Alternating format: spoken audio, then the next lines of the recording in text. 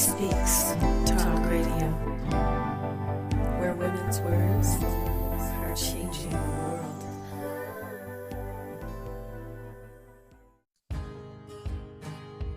Hello and welcome to Love Fools with me, your host, Terri Lee-Shield, where we are hopelessly devoted to exploring and embodying the universal language of love. Love Fools is brought to you by Love School, where we explore loving self, others, and everything. Join us there for deeper exploration at www.loveschool.uk. Now for today's episode.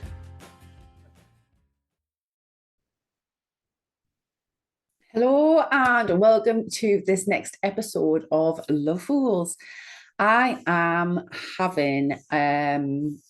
going to present a really deep realization in this episode, and I haven't quite fixed on the title. It'll come on the end, but the episode is about the connection between love, money, codependency, and God, and why proving ourselves to others never works.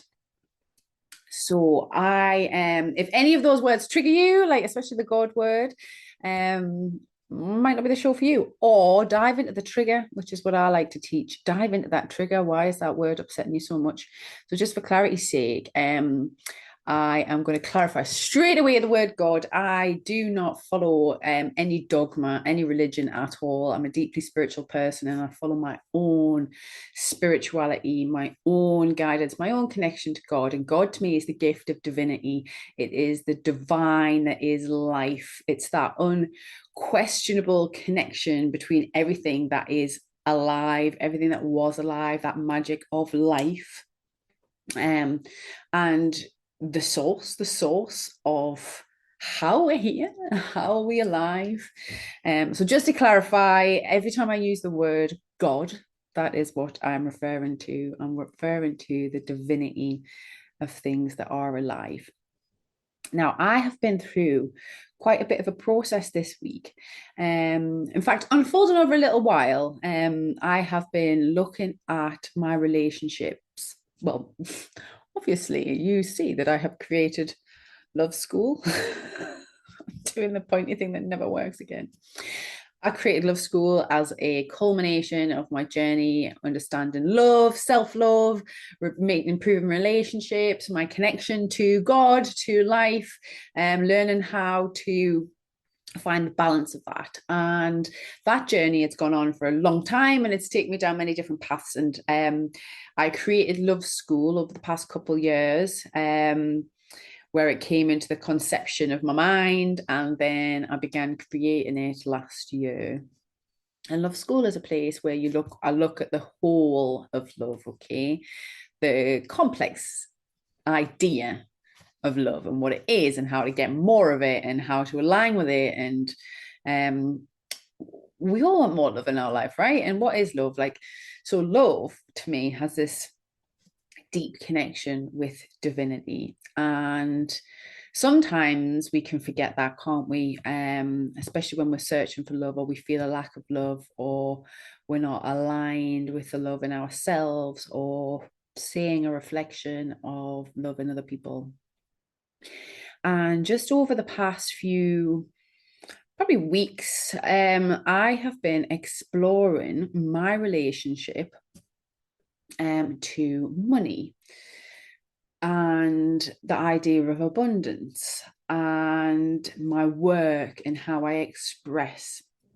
And one thing that I talk about a lot is patterns in nature, and we are essentially just repeating patterns, okay? Our whole bodies are just repeating patterns.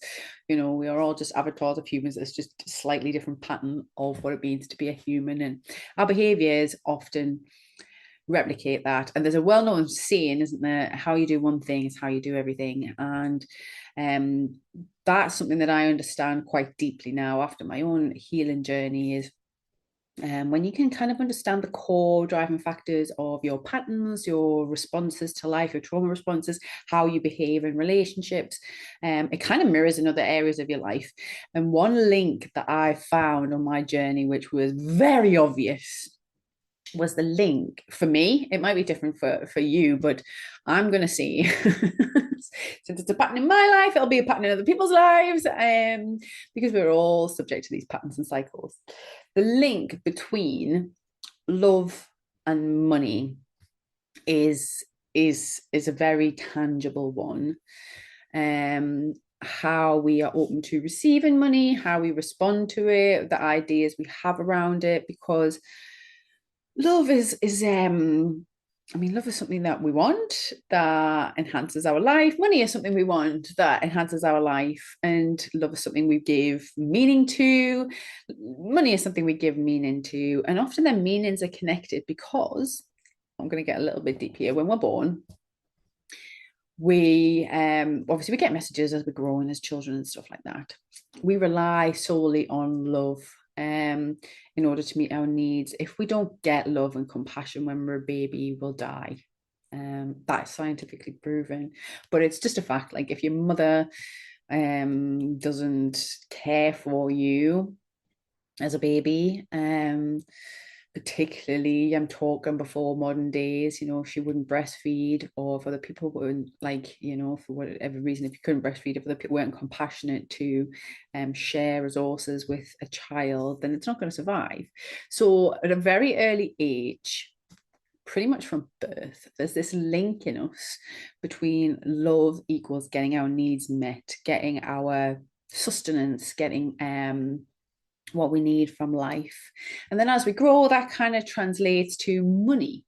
Now, I hope this doesn't sound scattergy now when I go through this whole thing, because it makes sense to me. Obviously, I went through the process. But I watched a video yesterday, which was at the end of this process, a recent process that I've been through. I was really, really diving into this old wounding. And I've done this work for years. I've kind of unpacked a lot of my trauma wounds. I've unpacked a lot of my patterns, trying to get to the core of it, and traced a lot of it. Like I say, the vast majority of stuff comes back to your childhood, and the wounds have been provided for or not being provided for by our parents.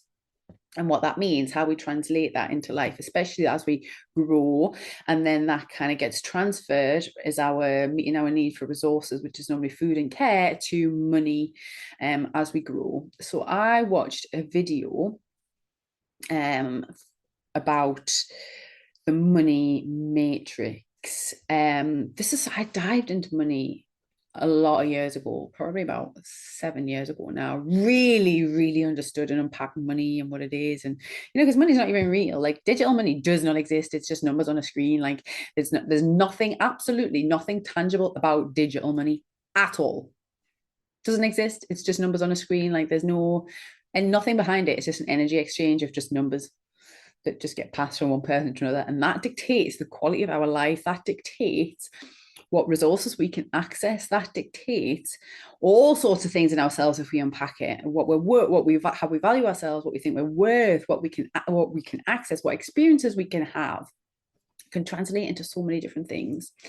And I really wanted to just unpack this block I was having in my life to do with money, because I was like really kind of flowing with my life, and had really built up a pretty healthy, solid relationship with money, with most things, like I say, because it kind of ripples. My relationships had become much more stable, much healthier, much more reliable.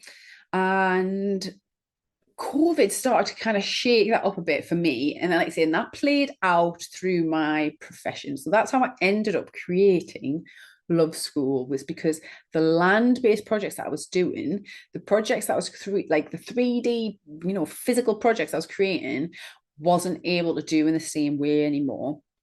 And I was like, well, I have to try and translate that to online then if I'm going to be like having to work from home and everything because of all the lockdowns, etc., etc.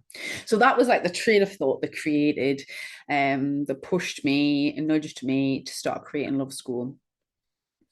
And that had a ripple effect over a period of time where obviously I became reliant in, well, not obviously, but because I couldn't work, and I then had to go on to universal credit and get support from an outside authority. And it just really started to shift my money pattern back into this old pattern I had worked my way out of. And it was going on a little bit too long for my level of comfort. Okay. And then it got to a point where it got into a real standoff. Because there's this conflict in it. I do not want to be relying on other people, especially on an authority, especially an authority whose values I don't align with, for my money. So I was creating a bit of a standoff within me and trying to figure out, and it just basically came to a stop, right? It just really affected my money flow. So I decided to delve into it. And I have been unpacking this, like I say, for a little while, a few months now, really kind of almost going back to everything I've kind of learned from this different perspective now, from a more healed point of view. Once my trauma has been cleared, I'm not as triggered by things. So I kind of was like just naturally guided to go over what I'd already learned again. And so I've been kind of doing that over the past few months, probably like, since the spring from this year. Things like realigning with re-understanding my human design and what that means, and how I'm using my energy and how I can best use my energy, and looking at my work and what I'm creating and how I'm sharing that. How do I share it? Who do I share it with? What does it all mean? And then, like I say, yesterday, right, I'm going to tell you a little story now. If you really want to dive into this and you think this is triggering something and it's interesting for you, you can connect with me on social media. On my personal profile, I've been going live to talk about this, not intentionally. My personal Facebook is Terri Lee-Shield, T Lee-Shield, facebook.com/T Lee-Shield. You can connect with me. If you go to any of the loveschool.uk website, social media, you can link with me on there. And the videos are public. So even if I don't accept your friend request, if you want a friend request, you can look at these videos. But I kept getting a message about going outside my comfort zone, and it was getting a bit confusing, and I wasn't really sure how it meant, because I generally, I'm not the kind of person that lives in a comfort zone, so to speak. I'm always kind of evolving and moving into new spaces, and I couldn't really understand it. And then I had a bit of a moment inspiration, and it was last Thursday or Friday or Saturday. It was some point last week. Good with days and times. But last week, I had a bit of a nudge to start going live every day on my Facebook. And it felt like a really aligned decision, something I could do that would challenge me a little bit, that would push me out of my comfort zone and challenge and just poke and prod a couple of these core patterns and wounds that I have going on in my life. I just felt like a good representation of what that might be, of what that might bring up. So I committed to that last week, and was like, right, I'm going to go live every day and just tap in and tune in and communicate what comes up. And again, there's a few reasons why I decided to do that. And if you're really interested, I'm not going to take up this podcast space by going over it all in the details. I'm just going to try and give you an overview. So go and have a look at that video if you're really interested. Then what happened was events happened. I made that commitment, and then events in my life started to respond. And things started happening, not massive things, but just little things that really were like poking that theme. And so the next video that I ended up doing, so it definitely was the Saturday, because the Sunday I didn't do a video because that's the day that I just totally off to myself. And the following one, which was Monday, I was really conflicted. I really wasn't sure about doing the video. I was like, had some things happening, and I just have this like, I was kind of seeing both sides of the situation, but I really wasn't settled on it. And my energy was a bit torn, and it's quite a strong energy for me when that happens, but I normally go through that alone because I know it's going to it's stirring things up essentially, and I've got to process them. And so I do what I do to channel that energy and go through that process. So anyway, that happened on the next day, which was the Monday, now the Tuesday. So I had quite a lot happen on the Monday. There was some conflicts went on online. There was a little bit of a thing happened with my dad on the phone, just a few different things that really kind of like, again, just highlighting this issue, highlighting it like in my face, like different scenarios, same pattern, same wound. And that culminated with, on Monday night, my wisdom tooth erupting into agony. Absolute agony. Like, I did not get a wink of sleep. It was like my whole head, it was just like, well, I don't know if you've had toothache, you'll know. But it was horrible. It came out of nowhere. It was just pure pain. I couldn't sleep. I was like wailing almost. Well, I was wailing with the pain. It was horrible. And I was just kind of like going through that process. And then on Tuesday, which is now yesterday, I got up in the morning, like I hadn't had any sleep really, because I just had pain all night. So we're talking like at least more than 12 hours pain, just pure agony pain. I had remembered that I actually had some painkillers. Now I don't take any medications. The only things I've got in my medicine cabinet are supplements, vitamin supplements. And then I just had this realization out of nowhere that I had a stash of painkillers. And it was like, do I take the painkillers? Do I not? And I just had to. I was just like in so much pain. I was like, I have to just ease this a little bit so I can focus on the message. Anyway, so I took the painkillers. The mass agony subsided a little bit, so I was able to get a bit of rest. The pain was still there, but it was more just like when I actually touched it and stuff. And then do a bit of research and dive into, what is this pain? What does it mean? What is this trying to tell me? And it turns out that wisdom tooth pain, if you kind of look into it, which is what it felt like as well, relates to the same wound, the same pattern that I had been exploring in my money, which is about, it's like fear of how you are perceived, fear of not having your needs met. So taking it back, right, this all links. So taking it back to what I started with, it's that deep fear, right? That if my mother or my father don't like me or don't love me, I'm not going to get my needs met.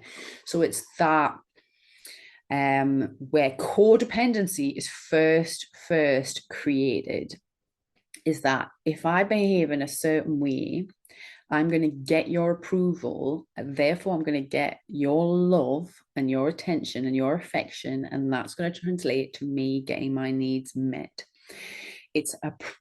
Codependency is a deep process of externalising your need for validation, your need for approval, in exchange for having your needs met, because you don't think you can meet them yourself. And like I said, this really often, most cases, happens in childhood and very early childhood. And I had realized a long time ago that was what had happened to me. That was what I was recovering from, especially in my relationships. I was recovering from codependency, this externalizing, giving myself up to seek the approval of other people, and then dealing with the consequences of what that had meant. And some of those consequences for me were massive. They were real trauma wounds that had led to sexual abuse, led to rape, or led to abusive relationships, patterns in my life, in pretty much every relationship where in one way or another, I would give myself away. And then for me, as a self-employed person, and I've been self-employed for a long time, I made the decision to be self-employed because I found when I was an employee, I had to give myself up.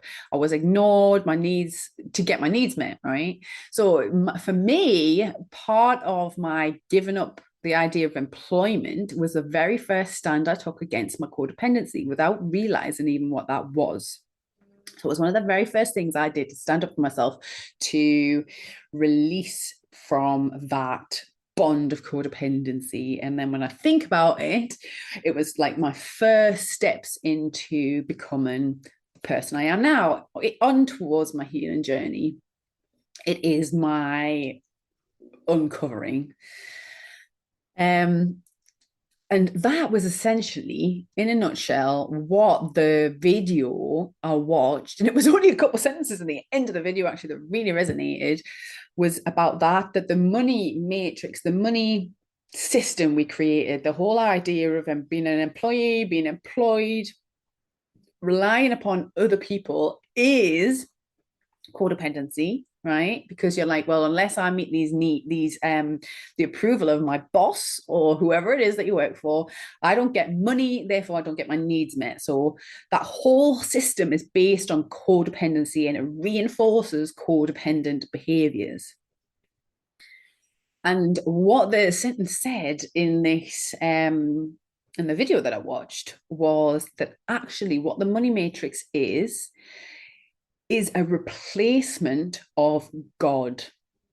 That instead of worshipping God, instead of putting our energy into God, we put it into money. So money, even though it doesn't exist, right? Money doesn't exist. Just like the old idea of God, which is somebody sitting in the sky giving you approval. It doesn't exist. It's not real. It's like, it's just an illusion that we create in our mind, and we become slaves to that. We become codependent in that, and it can dictate our entire life. And because we do that on a subconscious level to the money system or to a religion, whatever it is, that will ripple out in our lives and our relationships and every single connection that we have, because it's an all-encompassing subconscious behavior of seeking external validation in order to have our needs met. So I'm going to take it the next level deeper here. So what happened in me when I seen that? It was one of those real resonating moments of remembering, because I had this realization years ago. So I'm like, I'm like, well, what was different? I says, I know that, like, and I'm thinking to myself, I know this. So why is this person saying it to me now? And I'm like, I know it, but that's not being reflected in my experience. What is the difference between in the past when I had this sense of knowing and now? And this is where I got my light bulb moment from my life. I'm going to go back a little bit before I give you the light bulb. There was a period in my life of time when I first started my land-based projects, and it was a massive shift for me from working in the media industry. I'd kind of embarked on a healing journey. I really connected with God and my God and with spirituality, and really felt from my heart of hearts that what I needed to be doing was transforming these land spaces, was creating systems that affirmed life, that were life affirming systems. And this, like I said, that was kind of like a few years ago. That was like 7-8 years ago now, even maybe even longer, I can't remember. But that shifted my entire life, my consciousness. It was a massive shift in consciousness when I made that choice. And it was a massive shift in my abundance. So what happened when I started that? I had some of the most amazing experiences of my life. I made that shift, and I was really, really living, embodying that understanding that I had, that I create my reality, that I am God, but yet I was also connecting to a higher source, if you like, an external source. And I was tapping this in, and I was like, I'm the creator of this. And I was manifesting like crazy stuff. Like, it was insane. It was beautiful and magical. So I'll give you a couple of examples. I was like, there was one point where I had a food project, and we were collecting food waste. This was at the very beginning. If you've heard of that before, I was one of the first people that started to do that officially. We had set up an organization, and through another organization we would go to supermarkets and they would give us a food waste. There was definitely pioneers before us who were like diving into the skips of supermarkets and stuff, but we were the first people that officially got supermarkets to give away their food waste. And so I was doing that, right? So I was doing a collection one day, and I got a heart attack because this guy just comes running out of nowhere, running at me in the supermarket, Terri, Terri, Terri. So it was a bit of a shock, but I realized I knew the guy and it was all right. He came running up to me that day. He says, I've got some money for you. Long story short, that experience translated all into about 30 grand's worth of funding for the projects I was doing. And I did nothing. I was just in the supermarket. This guy came running up and offered us money. I had to write a letter, and then that kind of carried on for a few years. They did some amazing things for the project I was doing, and I basically got the projects I was doing off the ground. Another example was we had just made a little storage house, right? And it had like tiles on the roof, and we needed some pointing, I think it's called, for the top. And the person who had just created the roof said, the only thing we need is some pointing. And that's the story, it'll turn up. And 2 seconds later, I kid you not, a roofer guy drove past and went, oh, do you need some pointing for the top of that to finish that? And we were like, yes. He's like, I've got some in the back. Do you want it? We're like, yes. So that's just a couple of examples of, and this would happen again and again. I was like right in the flow. Like I say, I understood that this was real, this could happen, but I wasn't understanding lately, like, why not now? If I know all this, if I experience all this, I know it's possible. Why is it not happening now? So what I realized happened was I made a commitment at that time to follow the God consciousness I had wherever it would take me. And what happened shortly after that was it took me to address my shadow. It took me down the path of my trauma. And that was quite traumatic. In a very short amount of time, I lost everything. I was made homeless. Me and my partner split up. The projects I was running, I started to have real trouble.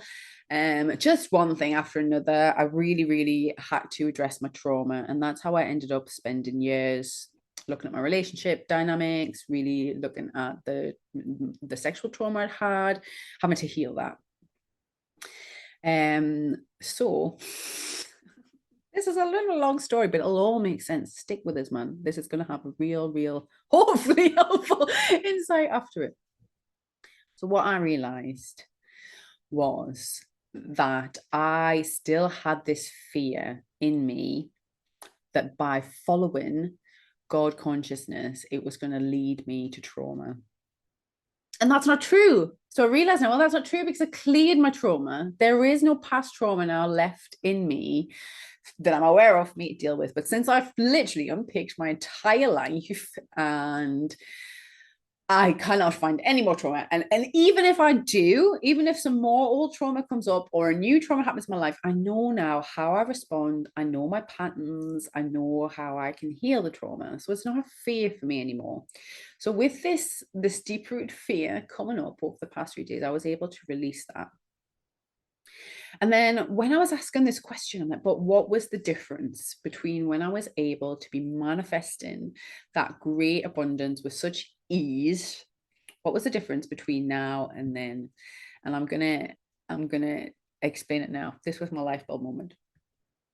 The difference was when even though I actually was still in one way worshiping this external God that I still kind of imagined, even though I knew I was God, I also would invite in external energy and pray outwards to this external God, as if I was being watched or as if I was having to prove myself to this God. And this is my light bulb moment. When I was actually manifesting with total ease, completely aligned, I wasn't proven to anybody aside from myself. I was proven to myself how much magic there was in the world. I was proven to myself miracles are possible. I was proven to myself just what I was capable of. I was proven to myself just how much community can support each other. I was doing it all to prove my belief to myself. And any time that I externalized that, and which is what had happened unconsciously that I hadn't realized, is I'd actually went through a process of slipping slightly into that codependency in some areas of my life, especially with the money, to proving or being asked to, and then responding to proving to other people other things. And that's what my block was. That was what was blocking us. And just bringing this all together, what I am really taking from the whole experience and looking back, reflecting on my experiences, is any time in my life that I've ever tried to prove to somebody else, it never works. And this was why, or how, the root cause of so many of my relationship dynamics just became really harmful. Because I was trying to like prove to someone else, like if you're in a relationship and you're trying to prove to somebody how much of a good person you are, how much of a good partner you're going to be to them, or how special you are, it's coming from a place of a lack in yourself. Because actually there's a massive shift of power, there's a massive shift of trust and empowerment when you just go, well, you know what, all I need to do is prove to myself how much I value myself by what I will tolerate from other people, what behavior will I tolerate, and I'm going to prove to myself how much I love myself by the type of relationships I allow into my life. I'm going to prove to myself just how easy and enjoyable it can be to make money, not to anybody else. Because think about it this way, right? The whole idea of an external God, there was in a lot of religions, is God is always watching you, right? That God sees all. Let's bring that right down back to reality. Who is the only person that sees everything you do, that knows everything you think, knows everything you feel, knows everything you desire, knows everything you have done and are capable of? Who is that only person? It's you. It's you, because you are God. You are the God spark of divinity that is you. And the only person, the only thing you need to prove that to, how worthy you are or whatever, is yourself, because you are the one that knows whether that's true or not. And as you unpack a healing journey, or as I unpack my healing journey, it was always, shifts came when I proved to myself that, when I proved to myself my integrity, when I proved to myself how much I love myself by taking care of my body, by healing my mind, by changing my thoughts, by checking my intentions, by affirming my intentions, by aligning my actions with my intentions, by setting boundaries that I would only tolerate healthy relationships, by healing my wounds of rejection of the people, knowing that I can't actually control the validation or the external validation I'm trying to seek from the people. I can't control that. All I can do is control how I validate myself, how I validate my own energy, and all you can do is the same. And when you align with that, you are in true flow of God. You're in true flow of love, because you can give that to yourself. You can give yourself the love, the approval, and the validation that you need. And that then will heal your codependency. You don't need it from anyone else. And that will invite in everything that you need, because you trust yourself and you love yourself and you know, well, I'm not going to tolerate anything that's harmful to me. I'm not going to accept a life that's not aligned with my deepest desires. I'm not going to behave in a way that I don't find integral, because I have to live with the consequences, because I am the one that sees all. I am the one that knows. I am the one that's going to make the choices. I'm going to bless myself with the choices that I make to make my dreams come true. So there you go. This is I think this is slightly longer than what it normally is for the radio show, but I feel like this is a really important topic, realization, bringing together of hopefully so much that will help. Let me know, please, if it helps you. I realized, because I'm not great at tech, that the comments were off. on YouTube, but I fixed it. The comments are now back on YouTube. You can connect with me, like I say, through any of the social media channels linked with Love School. It's loveschool.uk. And also on my personal Facebook, if you want to have a look at videos that led me to this realization. Please share with me what you think about what I've just shared, how this is going to help you, what it might change in your life. Let's create some love and abundance for each other and happy, healthy relationships. All right. Thank you for listening. I'm going to connect with you again on the next episode. Bye. Thank you for listening to this episode of Love Fools, where we have been exploring and embodying the universal language of love. Love Fools is brought to you as part of Love School, where we explore what it means to love self, others, and everything. For more information, come and have a look at our site, www.loveschool.uk.